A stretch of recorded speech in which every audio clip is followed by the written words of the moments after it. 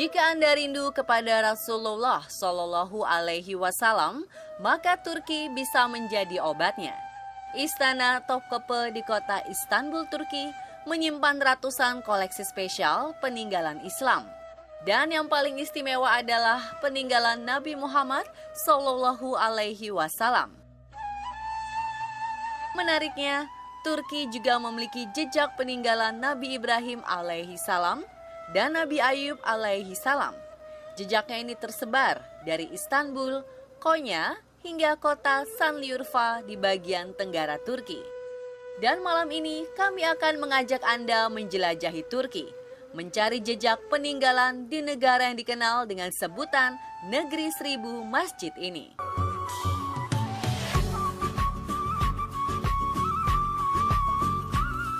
Relikwi pertama adalah bagian tubuh baginda Nabi. Saat pelaksanaan Haji Wada, ibadah haji terakhir sebelum beliau wafat, Rasulullah mencukur rambut dan janggutnya. Dan atas perintah Rasul, sebagian rambut dan janggut diberikan kepada kaum muslimin, sedangkan sebagian lagi disimpan. Sebagian rambut janggut yang dikumpulkan khusus oleh para sahabat Nabi ini akhirnya dibawa ke Turki dan kini dapat dilihat di Istana Topkapi. Di dalam etalase ini juga tersimpan gigi Rasulullah Shallallahu Alaihi Wasallam. Koleksi gigi ini merupakan gigi baginda Nabi yang tanggal pada saat perang Uhud. Gigi beliau tersimpan di kotak emas berhiaskan batu-batu permata. Yang tak kalah membuat merinding adalah melihat langsung cetakan telapak kaki Rasulullah Shallallahu Alaihi Wasallam. Dikisahkan cetakan kaki ini terbentuk atas izin Allah Subhanahu Wa Taala, di mana telapak kaki baginda Nabi tercetak pada batu pijakan saat Rasul hendak melakukan perjalanan naik ke langit. Yang terdapat di Museum Topkapi adalah telapak kaki kanan baginda Rasul.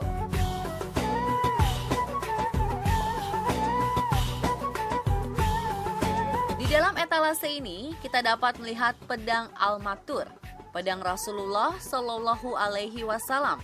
Pedang ini memiliki panjang 99 cm dengan sarungnya berlapis emas. Bagian gagangnya melengkung bertatahkan batu zamrud dan pirus dengan hiasan dua kepala ular. Rasulullah membawa pedang ini saat hijrah dari Mekah ke Madinah hingga beliau memberikannya kepada Ali bin Abi Thalib. Sedangkan pedang kedua Rasul, Al-Khadib, memiliki berat tanpa sarung 930 gram. Pedang sepanjang 100 cm ini adalah pedang pertahanan atau pedang persahabatan dan tidak digunakan untuk pertempuran.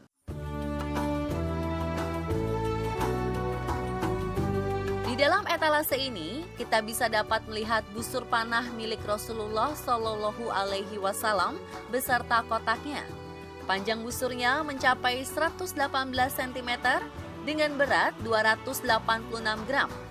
Luar biasa membayangkan beliau memanah dengan busur ini. Perasaan haru dan merinding kami rasakan saat berada di ruangan suci ini. Beberapa pengunjung bahkan tak mampu menahan air mata.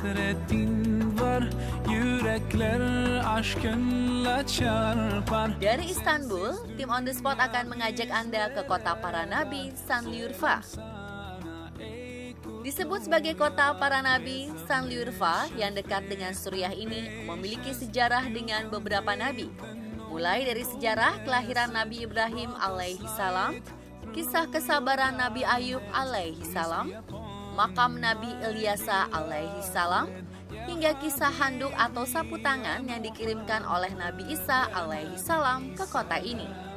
Dengan bangunan-bangunan persegi dan suhu cukup panas, suasana di Şanlıurfa menggambarkan kondisi Timur Tengah, walau tak memiliki padang pasir tandus seperti Arab. Ketika tim On The Spot menyambangi kota ini, suhu di sini mencapai 41 derajat Celcius. Perjalanan kami di Şanlıurfa dimulai dengan kisah kelahiran Nabi Ibrahim alaihi salam hingga kisah mukjizat yang terjadi pada beliau ketika Raja Namrud membakar Nabi Ibrahim. Berjalan melewati halaman Masjid Mevlid-i Halil, kami menuju sebuah gua tempat kelahiran Nabi Ibrahim alaihi salam. Beliau tinggal di gua ini selama 15 bulan. Walau hanya 15 bulan, begitu keluar dari gua ini, beliau terlihat seperti telah berusia 15 tahun. Rivayete göre Hazreti İbrahim'in doğduğu mağara bu mağaradır. Bu mağarada 15 ay süre kaldığı rivayetidir.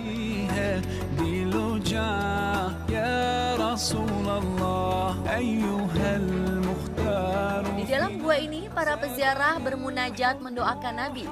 Beberapa pengunjung ada yang sholat di dalam gua. Guanya disekat agar perempuan dan laki-laki tidak bercampur.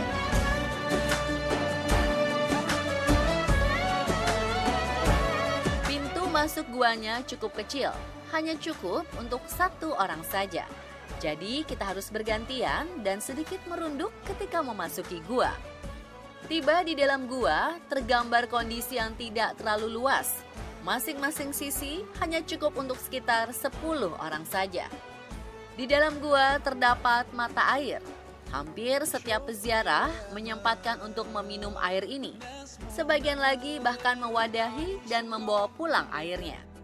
Masyarakat meyakini air di dalam gua ini memiliki beragam khasiat. İçeride de yerel halkça kutsal olduğuna, şifalı olduğuna inanılan bir su kaynağı bulunmaktadır. Dari gua tempat kelahiran Nabi Ibrahim alaihi salam, kami berjalan ke atas bukit.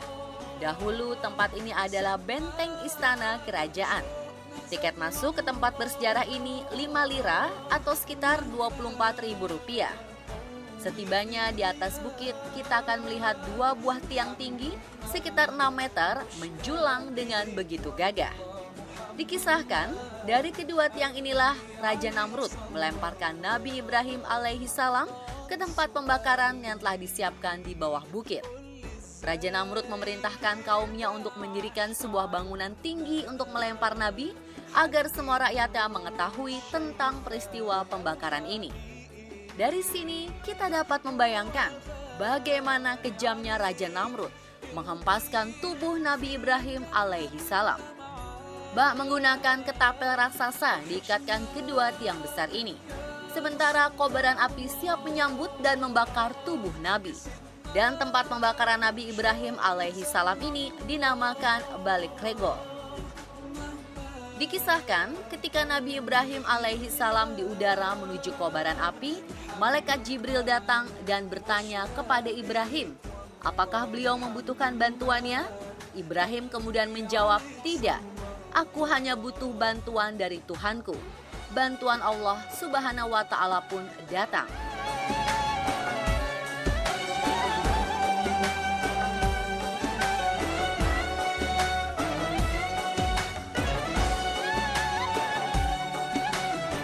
Rivayet olunur ki Nemrut Hazreti İbrahim'i yakmak için bu mekana büyük bir ateş yığını yaptı ve Urfa Kalesi'nden Hazreti İbrahim'i buraya atmaya çalıştı. O esnada Allah'ın emriyle odunlar balık oldu, ateş su oldu. Kolam inilah saksi sejarah Raja Namrud membakar Nabi Ibrahim alaihi salam. Atas izin Allah Subhanahu wa Ta'ala, api berubah menjadi air dan kayu-kayu pembakaran berubah menjadi ikan. Kolam ini kini menjadi destinasi wisata religi yang ramai dikunjungi wisatawan dan turis. Datang ke sini, kita merasakan bagaimana sebuah mukjizat Nabi terjadi.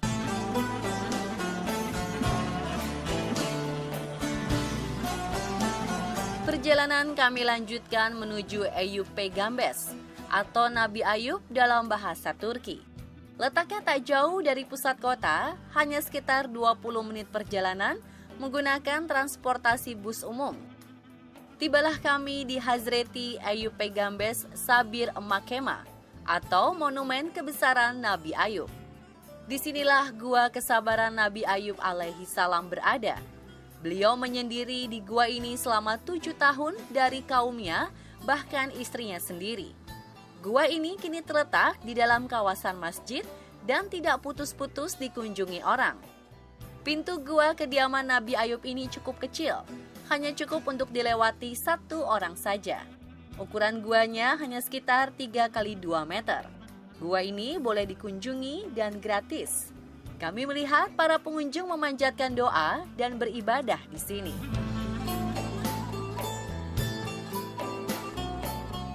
Berjarak sekitar 20 meter dari gua, terdapat sebuah sumur Nabi Ayub alaihi salam.